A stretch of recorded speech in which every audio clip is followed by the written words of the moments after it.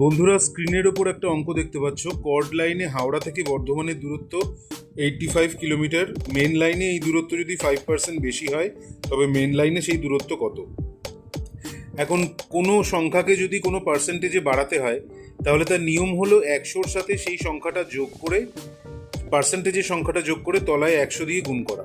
অর্থাৎ এখানে 85 গুণ ওপরে 105 আর নিচে 100।